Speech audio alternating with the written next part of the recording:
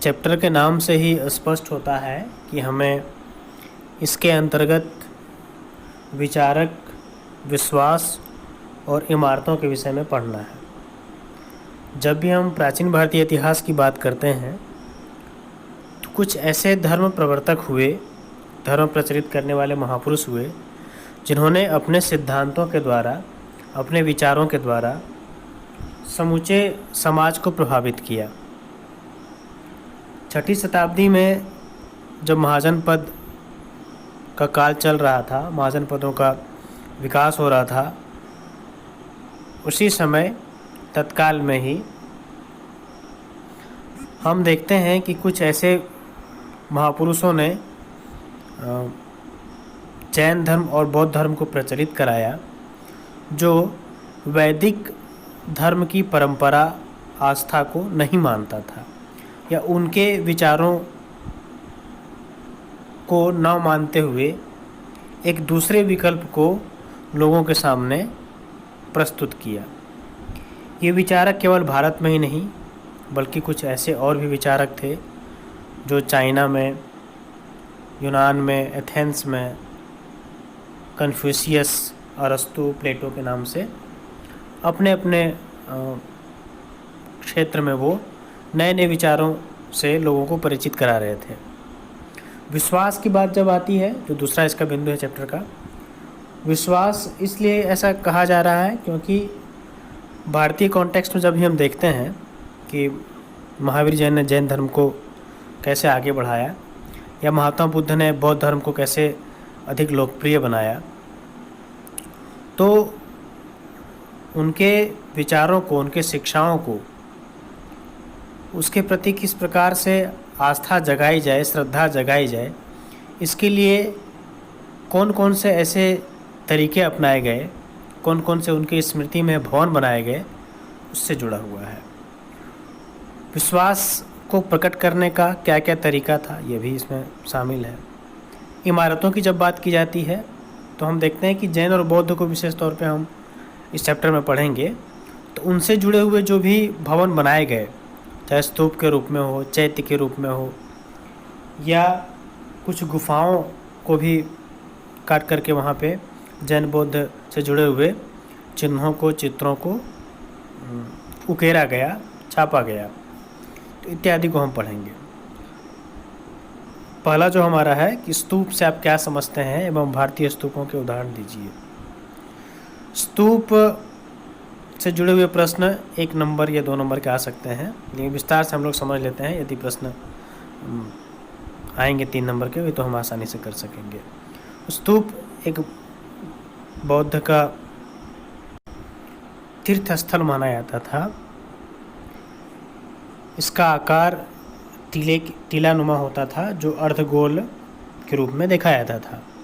मुख्य द्वार को तोरण द्वार कहा जाता था। उसी तोरण द्वार पे दोनों साइड में बहुत सारे बौद्ध धर्म के चित्र, जैसे कि गौतम बुद्ध के जन्म से जुड़े हुए, जातक कथाओं से जुड़े हुए या शिक्षा देते हुए, ये सारे चित्र हमको तोरण द्वार पे दिखाई देते हैं।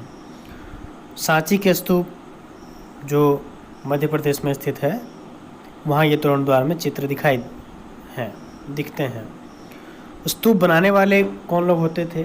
आन सातवाहन के काल में, जो मैंने पहले भी चैप्टर में बताया हुआ है कि भूमिदान की प्रथा थी और उस भूमि का प्रयोग मंदिर, मठ या ऐसे कुछ कोई भवन जो सार्वजनिक कार्य के लिए हों, उनके लिए उसका इस्तेमाल किया जाता था, दिया जाता था। विशेषतः ब्राह्मणों को भी भूमिदान दी जाती थी।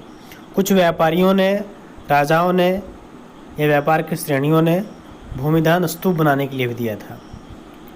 स्तूप के अंदर एक प्रदक्षिणा पथ होता था जिसमें चारों ओर परिक्रमा करते थे धर्म के अनुयायी, अर्थात बौद्ध धर्म को मानने वाले भिक्षु भिक्षुणी स्तूप के भीतर प्रदक्षिणा पथ में परिक्रमा करके वो अपनी व्रत को पालन करते थे।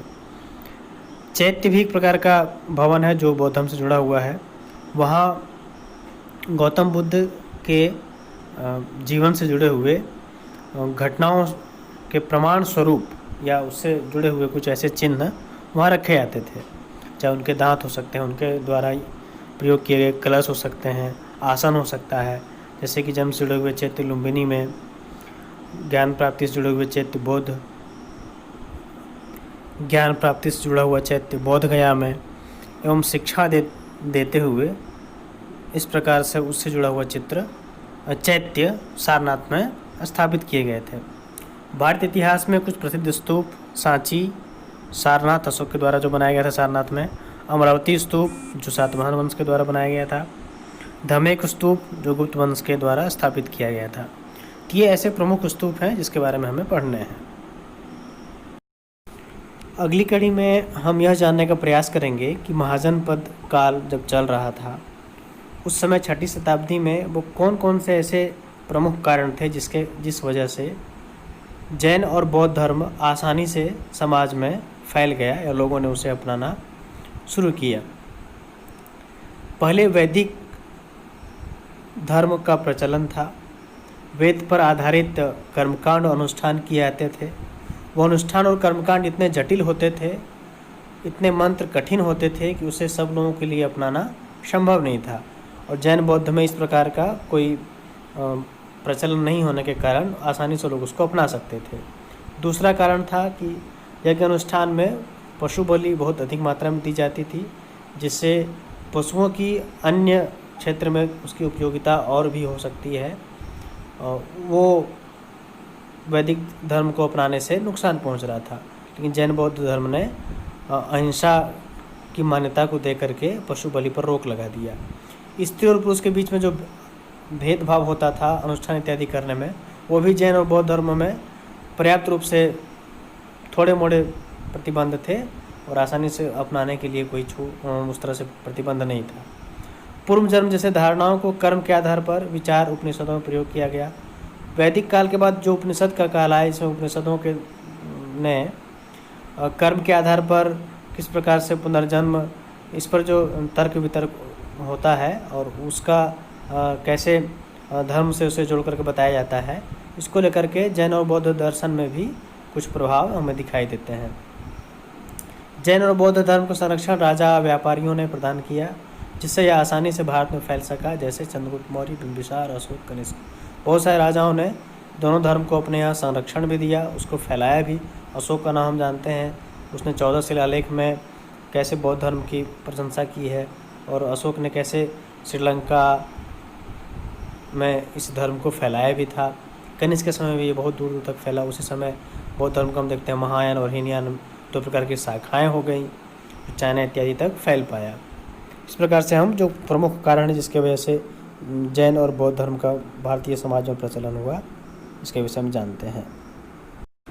महावीर जैन की शिक्षाओं का वर्णन कीजिए। इससे जुड़े हुए 5 या 8 नंबर के प्रश्न परीक्षा में पूछे जाते हैं। इसको इस तरह से यदि हम लिखेंगे तो संपूर्ण नंबर हमें मिल जाएंगे। महावीर जैन धर्म के 24वें तीर्थंकर या शिक्षक थे। जैन धर्म के प्रवर्तक ऋषभदेव को माना जाता है, जो प्रथम तीर्थंकर भी थे। जैन धर्म का जब प्रचलन भारत में हुआ तो महावीर जैन उसके ऐसे शिक्षक थे जिन्होंने इसको लोकप्रिय बनाया। ऐसे पहले पूर्व के भी जो 23 तीर्थंकर थे या शिक्षक थे, उन्होंने भी जैन धर्म को फैलाया। उसमें उन्होंने सत्य, अहिंसा, अस्तेय, अपरिग्रह, ये जो 4 प्रकार के अनुव्रत थे, 4 प्रकार के जो सिद्धांत थे, इसको लोकप्रिय बनाया था। लेकिन महावीर जैन के आने के बाद उसमें ब्रह्मचर्य धर्म का पालन भी जरूरी है, इसको जोड़ा गया। तीर्थंकरों में सबसे पहले तीर्थंकर ऋषभदेव थे और 23वें तीर्थंकर पार्श्वनाथ, यह भी बहुत प्रसिद्ध थे। 24वें तीर्थंकर के रूप में महावीर जैन का नाम आता है। इनका जन्म 540 ईसा पूर्व में वैशाली के कुंडग्राम नामक ग्राम में हुआ था। इनके पिता का नाम सिद्धार्थ था। इनको ज्ञान की प्राप्ति ऋजुपालिका नदी के किनारे हुई थी। कठिन तपस्या के बाद ये निर्ग्रंथ जिन कहलाए। महावीर जैन ने भी संसार में किस प्रकार से दुख भरा है या इच्छा के कारण ही कष्ट होता है, इस प्रकार के धारणाओं को, इस प्रकार के विचारों को माना था और तपस्या के माध्यम से ही वो सारे बंधनों से, सांसारिक बंधनों से हम मुक्त हो सकते हैं, मोह माया को त्याग सकते हैं और जब तपस्या के बाद हमें ज्ञान प्राप्त होगा तो हम जीन कहलाएंगे। इस प्रकार का विचार महावीर जैन ने दिया था। संपूर्ण विश्व के जो सजीव और निर्जीव हैं उनमें जीवन है, ऐसा विचार महावीर जैन का था। इसलिए उन्होंने प्रत्येक दशा में हिंसा न करने की शिक्षा दी थी। अपने 5 अणुव्रत सिद्धांतों में हिंसा न करना, सत्य के मार्ग पर चलना, चोरी न करना, अत्यधिक धन एकत्रित न करना, अपरिग्रह, ब्रह्मचर्य धर्म का पालन करना, इसका उल्लेख किया है। संसार बंधनों से युक्त है, अपने धर्म के चक्र से मुक्ति पाने के लिए तपस्या एवं त्याग की आवश्यकता है। महावीर जैन ने ही त्रिरत्न के रूप में सम्यक दर्शन, सम्यक ज्ञान एवं सम्यक आचरण पर बल दिया, जिसका तात्पर्य उचित दृष्टि, उसका ज्ञान एवं व्यवहार में उसे शामिल करना है। महावीर जैन के अनुयायी बाद में श्वेतांबर दिगंबर के रूप में आए, प्रकट हुए। एक भद्रबाहु के नेतृत्व में, दूसरा अस्तुभद्र के नेतृत्व में उसे अधिक प्रचलित किया गया। जैन धर्म में अहिंसा पर विशेष जोर दिया गया था, जिसमें इस बात का भी ध्यान रखा गया था कि किसी भी प्रकार से हिंसा न हो। ये सारे जो हम पॉइंट्स देख रहे हैं, इसका सार यही है कि त्रिरत्न और 5 अणुव्रत या संपूर्ण सजीव और निर्जीव में जीवन है, ऐसा मानना, ये ऐसे प्रमुख सिद्धांत थे जिसके आधार पर हम उत्तर अच्छा लिख पाएंगे। और अंतिम में हम ये भी जोड़ देंगे कि किस प्रकार से आने वाले समय में 2 प्रकार से श्वेतांबर और दिगंबर बट गए। जो एक कठिन तपस्या को मानते थे, वस्त्र धारण करते थे, और दिगंबर जो वस्त्र धारण करने में विश्वास नहीं रखते थे। तो इस प्रकार से 2 गुरु बाद हुए, भद्रबाहु और स्थूलभद्र। भद्रबाहु ने ही चंद्रगुप्त मौर्य को शिक्षा दिया था जैन धर्म की। आगे बढ़ते हैं। कुछ ऐसे प्रसिद्ध राजा भी हुए जो जैन धर्म को मानते थे। चंद्रगुप्त मौर्य, रुद्रदामन, अश्वघोष। संलेखना नामक एक व्रत था जिसमें उपवास कर प्राण त्यागा जाता था, जिसका पहला एग्जाम्पल चंद्रगुप्त मौर्य के रूप में हमें मिलता है। इसको भद्रबाहु ने इस व्रत को करवाया था। जैन धर्म बौद्ध धर्म की भांति बहुत अधिक फैल नहीं पाया। इसके पीछे सबसे बड़ा कारण यह था कि इसके नियम बौद्ध धर्म की अपेक्षा ज़्यादा कठिन थे। इसमें हिंसा से बचने के लिए यहाँ तक वर्णन किया गया है कि मुंह को ढक के रखना चाहिए, या रास्ते में चलते समय हमेशा यह ध्यान रखना चाहिए कि कोई कीट पतंग या कोई भी पाँव से दब न जाए। तो इस प्रकार से जो कठिन मतलब तौर तरीके थे, इस कारण आम लोगों के बीच में यह उतना प्रचलित ना हो सका। व्यापारियों में यह बहुत फेमस हुआ, बहुत अच्छे से इसको प्रसारित किया जा सका, जिस कारण आज भी हम देखते हैं कि गुजरात, महाराष्ट्र में जैन धर्म को मानने वाले लोग अत्यधिक मात्रा में हैं। महावीर जैन की मृत्यु 468 ईसा पूर्व में हुई थी। इसमें प्रिंटिंग मिस्टेक है, पावपुरी में हुई थी। इससे जुड़े हुए प्रश्न हर साल पूछे जाते हैं। या तो जैन धर्म से जुड़ा हुआ उसकी शिक्षाओं, महावीर जैन की शिक्षाओं का वर्णन कीजिए, या फिर गौतम बुद्ध के प्रमुख शिक्षाओं का वर्णन कीजिए। इस संक्षेप में हम इस तरह से लिख देंगे तो निश्चित हमें पूर्ण मार्क्स मिलेंगे। यदि कोई प्रश्न हो तो निश्चित कमेंट करके पूछना है।